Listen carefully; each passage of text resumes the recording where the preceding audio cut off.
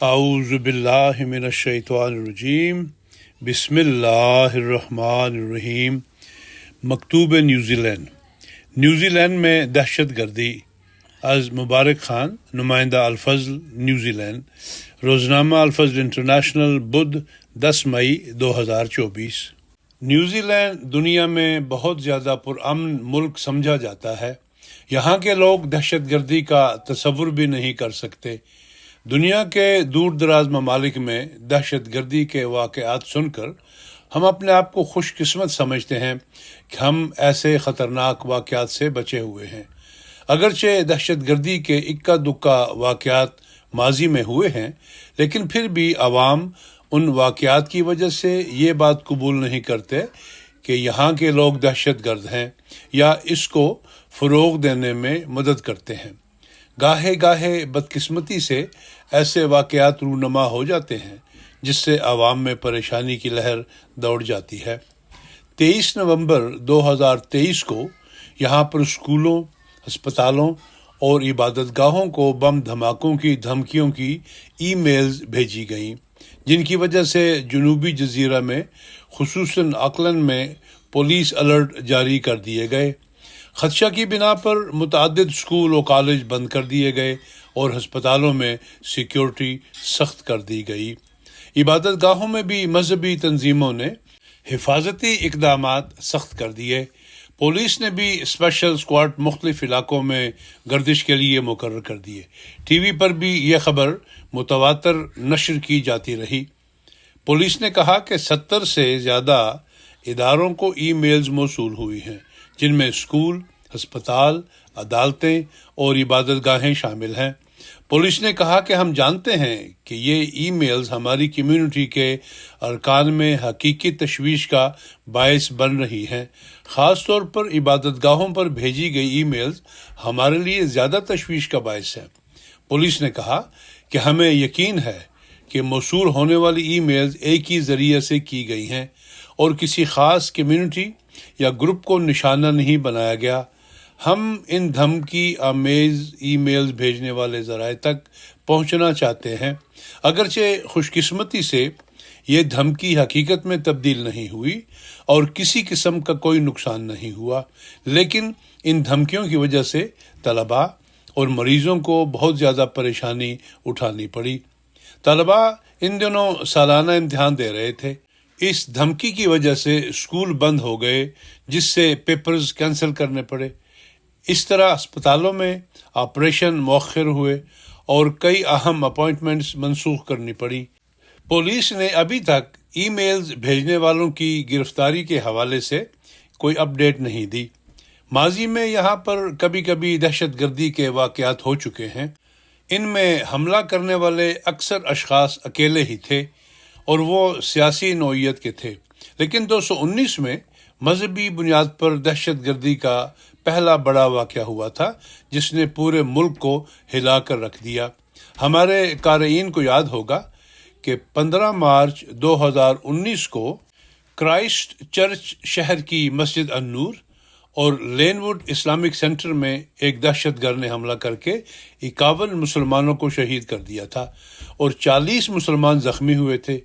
یہ New Zealand کی تاریخ کا سب سے مہلک حملہ تھا۔ 2 دیسی ساختہ بم اس کی کار میں پائے گئے اور بعد میں انہیں ناکارہ کر دیا گیا۔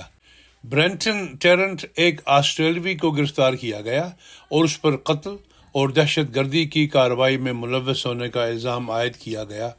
وزیر اعظم جیسنڈا آرڈن نے فائرنگ کو دہشت گردانہ حملہ قرار دیا۔ اس دہشت گرد کو بعد ازاں اگست 2020 میں پیرول کے امکان کے بغیر عمر قید کی سزا دی گئی۔ جیسنڈا آرڈن نے لوگوں سے کہا کہ اس دہشت گرد کا نام بھی زبان پر نہ لائیں۔ وزیر اعظم جیسنڈا آرڈن نے فوری طور پر پورے ملک میں اسلحہ رکھنے پر پابندی عائد کر دی۔ اس حملہ کے باعث عوام میں شدید رد عمل ہوا۔ اگرچہ پولیس نے دہشت گرد کو پکڑ لیا تھا اور اس کو عمر قید کی سزا بھی سنا دی گئی تھی، پھر بھی عوام یہ چاہتے تھے کہ اس واقعہ کی اعلیٰ سطح پر انکوائری ہو۔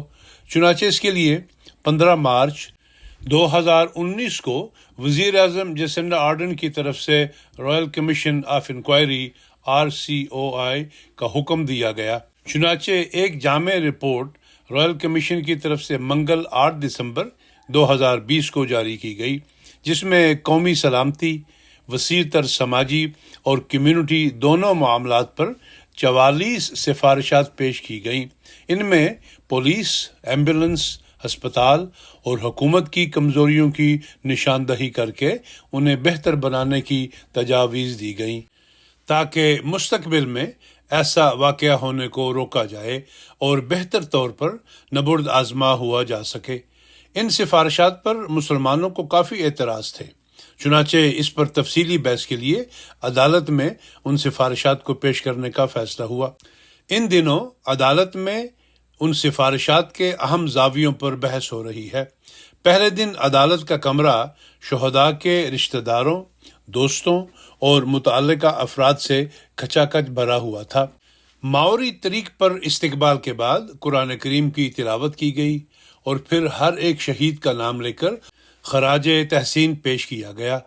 ڈپٹی چیف گورنر بریگزٹ ونلی نے 24 اکتوبر 2023 بروز منگل کارروائی شروع کرتے ہوئے کہا کہ میں صرف یہ گزارش کرنا چاہتا ہوں کہ ہم ان 51 لوگوں میں سے ہر ایک شہید کو یاد رکھیں جن کی جانیں اس روز لے لی گئیں، اور اس سماعت میں اس مشترکہ مقصد کو ہر آن یاد رکھیں۔ ولی نے کہا کہ یہ انکوائری 6 ہفتوں تک جاری رہے گی اور جو کچھ ہوا اس پر روشنی ڈالنے کی کوشش کرے گی اور اسی طرح کے واقعے کے دوبارہ ہونے کے امکانات کو کم کرنے کے لیے سفارشات پر غور کرے گی۔ انکوائری میں 10 مسائل کا جائزہ لیا جائے گا، جن میں ایمرجنسی سروسز اور ہسپتال کے عملے کا رد عمل، کیا دہشت گرد کو کسی دوسرے شخص سے براہ راست مدد حاصل تھی، اور ہر مرنے والے کی موت کیسے اور کیوں ہوئی۔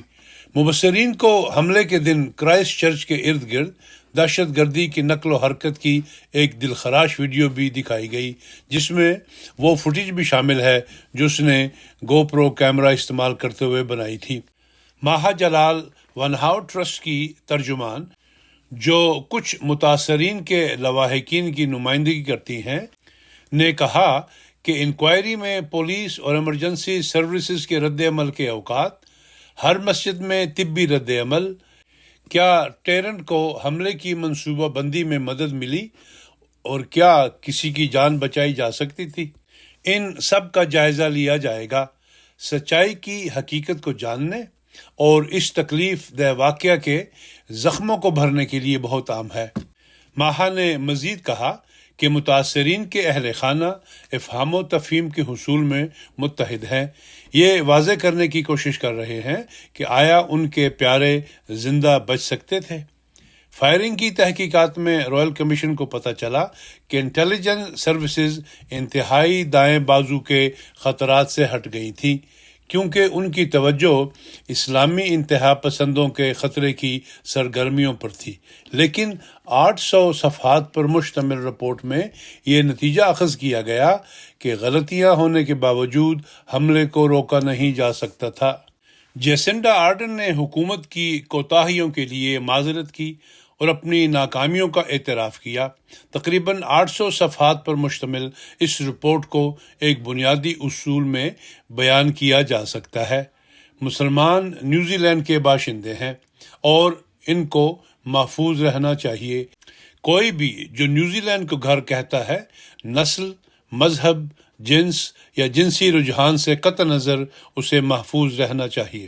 تاہم نیوزی لینڈ کی اسلامی خواتین کونسل نے اس رپورٹ کو تنقید کا نشانہ بنایا، جس میں انہوں نے کہا کہ اس میں شفافیت کا فقدان ہے۔ اس تنظیم نے کہا ثبوت کے متعدد حصے ہیں جن کی چھان بین نہیں کی گئی ہے اور IWCNZ کی طرف سے اٹھائے گئے سوالات کو نظر انداز کر دیا گیا ہے۔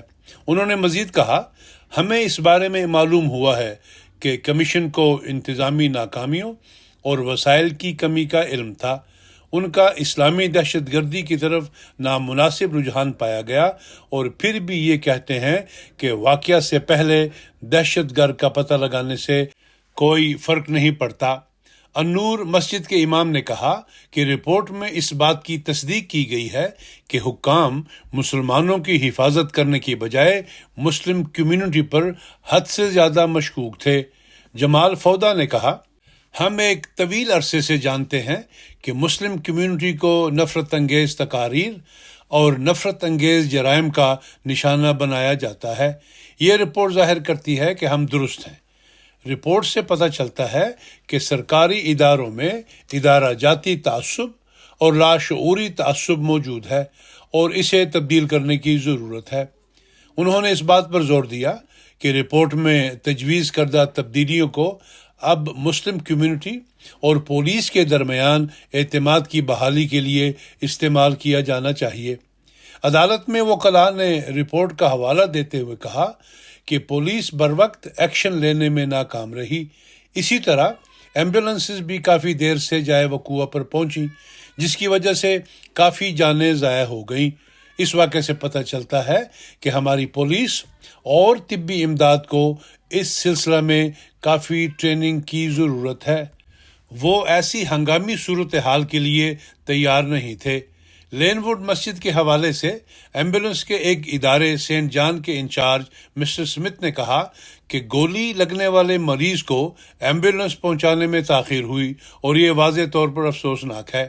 مسٹر سمتھ نے عدالت کو بتایا کہ پیرامیڈکس اور پولیس کے درمیان مواصلاتی خرابی کو سینٹ جان کے اندرونی جائزے میں شامل نہیں کیا گیا تھا اور مزید تشخیص کو ایک اور سانحے سے روک دیا گیا تھا۔ انہوں نے کہا کہ عملے کے لیے خطرناک حالات میں کام کرنا مناسب نہ تھا۔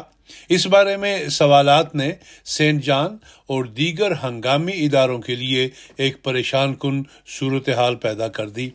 15 مارچ کے معاملے میں سمتھ نے مزید کہا کہ سینٹ جان کمانڈر اور پولیس کمانڈر کو بات چیت کرنی چاہیے تھی اور ایک تفصیلی منصوبہ بنانا چاہیے تھا کہ کسی بھی طبی عملے کے داخل ہونے سے پہلے مریضوں کو مساجد سے کیسے لے جایا جائے گا۔